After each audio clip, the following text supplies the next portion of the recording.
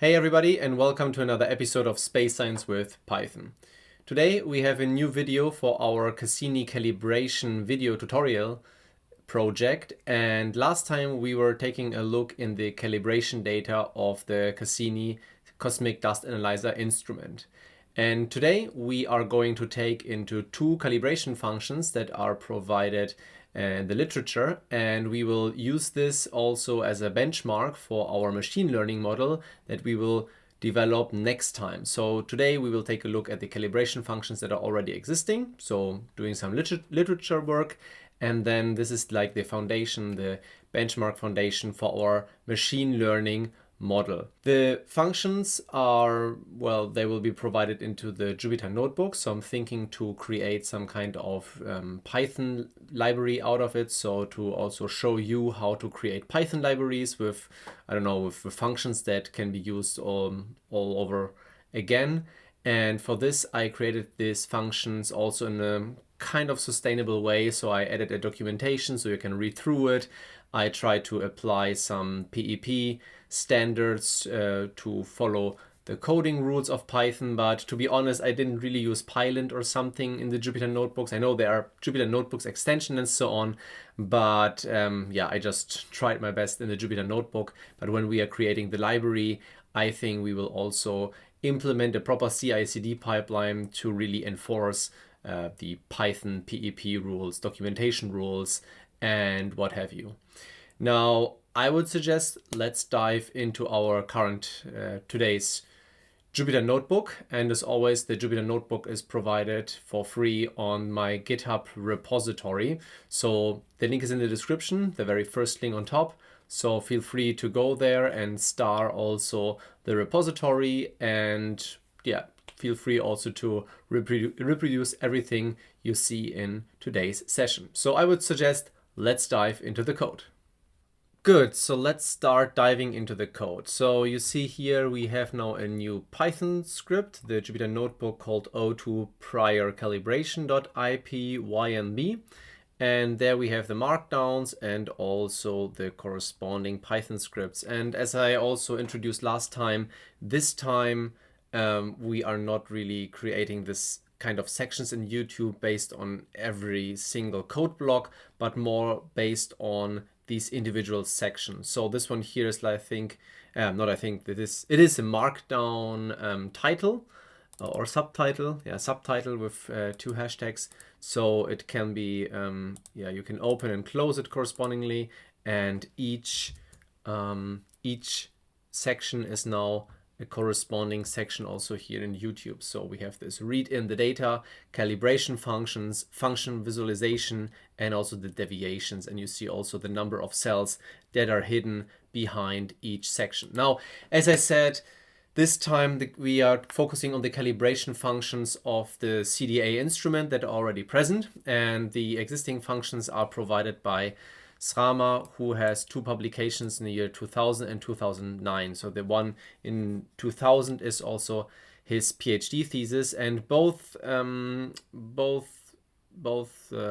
references are written in German. So there are also some publications in English where you see the links, but again today, I just added the functions here into the script, so you don't have to go into the corresponding literature. I just did it now for you. So what are we going to do? Well, we take the calibration data from last time, and then we will program the calibration functions. We will then apply the calibration functions on the data, and then we will take a look and see how good they perform. So what is the mean absolute error, what is the root mean square error, and so on, to really determine the performance of the functions. And these performances are then also the benchmark for next time. So when we create our machine learning model, these benchmarks are, these are the limits we want to beat with our ML models. So if we create a deep learning model, it will be kind of small model, and we are not able to beat this benchmark, then, well, the calibration functions that are existing since 20 years are the best. But let's see next time if we can beat it or not. So let's dive into the first one. We are reading in the data. So first of all, of course, importing the libraries. We are then also read in the data here, the level 1 data, CDA, CAT IID calibration data.pickle, and just as a small reminder, this is the data frame. So we have like here the velocity of the particle selection unit. So from the dust accelerator, we have the PSU charge, so which is the charge of the particle in femtocoulomb determined by the accelerator, the number of peaks of the spectrum if it hit the smaller target in the back, the acceleration voltage. We have then the charge and the rise time of the particle in each individual channel, if applicable. So the QI, QC, and QT. If you do not recall all these channels, then, well, take a look in the prior videos where I explain everything in detail. And then at the very end, we have also the target. So what target has been hit, and also the corresponding mass of the particle that is determined by using the acceleration, so the acceleration voltage, and also the velocity of the particle, the kinetic energy, so the velocity. So that's basically it here in this small section. Let's dive into the next one, the calibration functions. And we define here first a small class, and the class is called the definition range error, where we create our custom exception. And why do we do this? Well, one of these functions is defined in a certain limit, so in a certain range with respect to the rise time and also the amplitude. The other function is not defined there, or at least it's not explicitly written in the documentation, but for one it is. So let's create our own definition range error exception, where we expect the rise time minimum and maximum, as well as minimum amplitude and maximum amplitude. That creates our class. And then we have our default error message, and we simply call it, okay, out of range, please set the parameters within the following range. And then this thing is then called here in this part, in this message. Now you see here we have this super, we call super, and then super init. What does it mean? Well, our definition range class, what is the word, inherits features from the exception class, and exception in this class is now simply called with super, and then we initiate this exception class with our message and then with our rise time and amplitude definition range. So this is basically the definition range error class. Then we define the velocity based on the paper from 2000, where we have a channel and also the rise time. So the channels are CAT-QC, so it hit the small target, and we take the data from the QC channel. CAT-QI, small channel, with the data from the QI channel, and then the same thing also with the larger target. Again, take a look at the prior video to get an understanding how these channels work and look like, and it will, or just print it out or put it next to your script. It really helps to get an understanding what target is what channel is what. What do we return when we put the channel and the rise time? We get the mean and the velocity and the error of the velocity. So we get like a tuple. I think it defined as a tuple, where we get the mean solution and the corresponding error out of it with some notes and the reference and also the example. Now here's the function itself. The function itself is defined not given in microseconds or seconds, but in tenths of nanoseconds. So that's why we need to convert it a little bit. And then we have 4 functions. We simply define them as lambda functions, and these lambda functions are then put into the dictionary. And in this dictionary, we are then using the channel as a key to call then this lambda function, and the error factor is also from the corresponding literature. So let's execute this code here, and the same thing applies for the 2009 definition, where we have also a definition range for the different channels for the rise time and also for the amplitude. So we see here the rise time for the certain channels and impacts is between certain milliseconds. So this is like, yeah, the definition range. And in this case, we really consider now in a similar way this definition range error we just created. So we erase this error if applicable, if we want the error to be spawned. So we can also control this one here, and then we get the same output. We get the mean velocity and the corresponding error in this case. Now that's basically it. We can also check how does the error now look like. So let's do something stupid. We use the 2009 function and we take a rise time of 10,000 microseconds with an amplitude of 10,000 femtocoulomb. And there you get an error, and you see that our definition range error is spawned with the traceback and so on. And then you see also the message here, out of range, please set the parameters within the following range. So this is pretty nice that we have now our own exception. So let's minimize this cell here. And let's go into the function visualization. And I would say for today's video, we simply take a look at the IID, so the larger target, and then only the QI channel. So we use the target IID, and then QI charge has to be larger 0, and the rise time has to be larger 0. You know, it's just a sanity check, so to throw out any error data if they're still there. So we execute this one here. And then we are then computing the mean velocity and also the error in between 8 and 60 microseconds. So this is what we do here in this list comprehension. And then afterwards we create a matplotlib plot where we plot the 2000 and 2009 function as orange and magenta colored lines respectively. And additionally, as a scatter plot, we also add the calibration data. So we do some magic here, add the legend, some grid, and also the X limit. So what we do here is we invert the x-axis so that the larger rise times are on the front and the smaller one at the back, which corresponds to slower and higher velocities on the y-axis respectively. So let's execute this cell here, and there you see the white dots are our calibration data from the accelerator, and we have here the orange and the magenta lines that show our velocity, and the dashed ones are the corresponding errors from the functions. And you see here we inverted it from 80 to 0 microseconds, and then also how it increases. So this is like our benchmark, right? We need to beat that with our machine learning algorithm next time, but to really compare it, we need also some kind of statistical descriptions or some kind of performance key measures. And in this case, we use the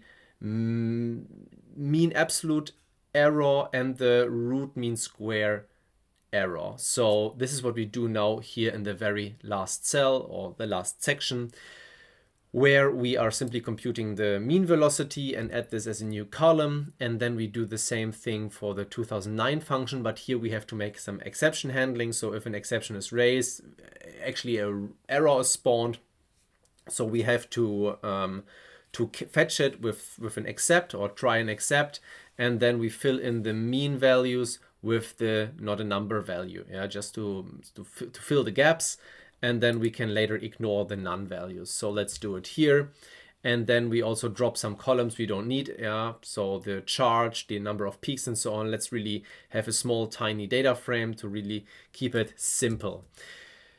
Now we can compute the RSME and the mean absolute error. So the definitions are shown here. And this is then something we will use as a key performance figure for our machine learning model. So we can now simply implement it here. We first compute this deviation, you know, the deviation between the predicted values. So this is this, I call it Y hat. Yeah, so Y hat is like the prediction value, and the YI are the corresponding actual values. So the values that are from the dust accelerator. So first we compute the difference, and then we can compute the RMSE and also the mean absolute error here, and then we can simply print it out. Now something strange happens. The mean absolute error is, no, the other way around. The RMSE is a little bit, can be affected easily by extreme deviations, right?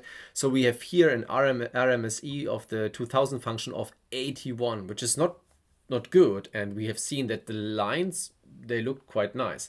So there are probably some particular single data points that are totally probably exceeding some kind of definition range that is not defined in our function or in our exception. So, but we see on the other hand that the mean absolute error is not affected so much. So this is like a, let's say, normal behavior of the MAE and the RMSE. So what we do now, first we clean up the data a little bit and let's take a look what kind of data could affect it. And we see that when we sort our 2000 values, we have negative values and severely high values. So these are like, in this data frame of a few hundred data points, really some exceptions.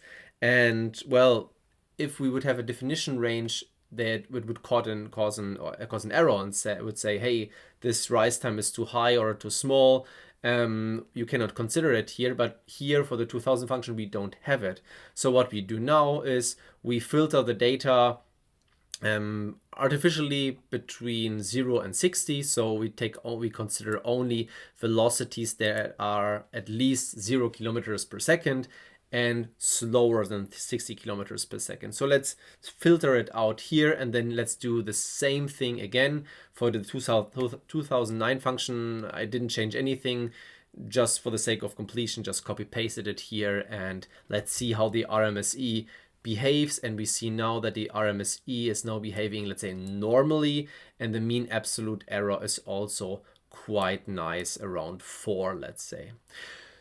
So this is what we did with our code. So this is now everything. I can now, let's say, restart the data frame now, and I will then upload everything on the GitHub now. So when you see the video, everything is already in my repository. So this is the conclusion of our video. You have seen that we used the calibration function from the year 2000 and 2009, and now we have something where we can use now space data, so really the rise time and the amplitude of our instrument from dust particles we measure in space or in the Saturnian system, and convert it into kilometers per second. So really now can do something with astrodynamics. We have particles, those velocity we know, and maybe also the direction, and then we can derive some conclusions about their astrodynamical properties. This will be the long-term goal of our project, right? But this is the first step. We have the calibration function, also with a corresponding error. We have seen it, we have understood the data now, and we know how to apply everything.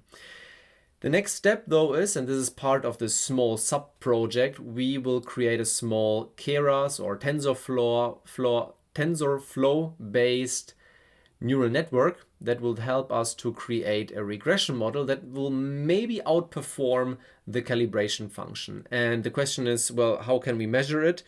Well, for this reason, we computed the mean absolute error and also the RMSE of the calibration functions compared with the data from the accelerator. So this is our benchmark. We need to beat this benchmark. And this is always important in machine learning, whether it's classification, regression, or what's or not.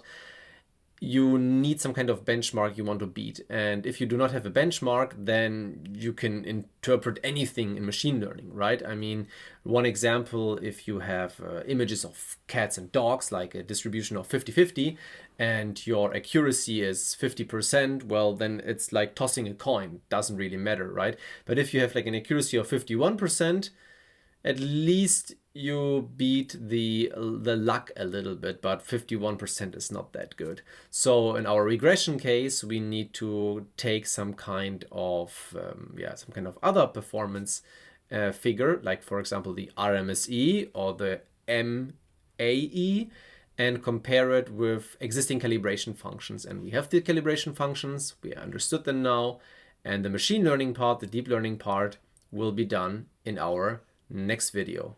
Until then, happy coding and thanks for watching.